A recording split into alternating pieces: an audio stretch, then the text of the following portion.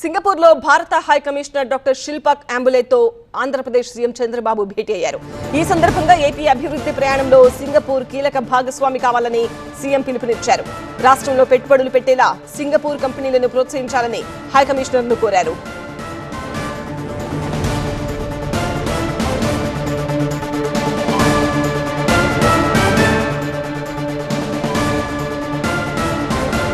రాష్ట్రంలో సెమీ కండక్టర్లు, food processing, electronics, quantum technology రంగాలలో ఉన్న అనుకూలతలను సీఎం వివరించారు.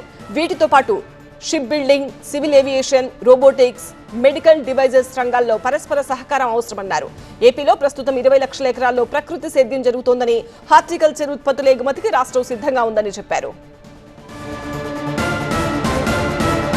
సింగపూర్ టెక్ అవసరాలను తీర్చేందుకు ఏపీ యువత సిద్ధంగా ఉందని, సింగపూర్ వర్సిటీలు, ఏపీ విద్యా సంస్థల మధ్య భాగస్వామ్యం ఏర్పడాలని సీఎం విజ్ఞప్తి చేశారు.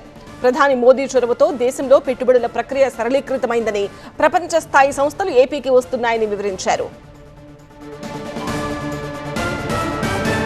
శిల్పక్ అంబులే స్పందిస్తూ గ్రీన్ ఎనర్జీ, సెమీ కండక్టర్ ఎకోసిస్టంలో సింగపూర్ ముందంజలో ఉందన్నారు. ఆంధ్రప్రదేశ్లో పెట్టుబడులు, అభివృద్ధికి తమ వంతు పూర్తి సహకారాన్ని అందిస్తామని ఆయన హామీ ఇచ్చారు. I want to bring venture capital. Huge opportunities. If you can come and bring best practices, it will be very easy for me to take off. Otherwise, it will take some time for navigation. But it will happen. Today, because of knowledge economy, Telangana is the highest per capita income. Most livable city.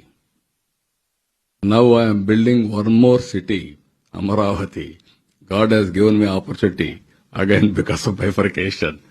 I am building a city that is livable city, that is going to be experiencing city.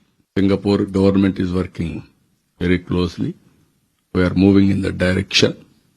Now I am requesting you to guide me. I want to make one entrepreneur, one family,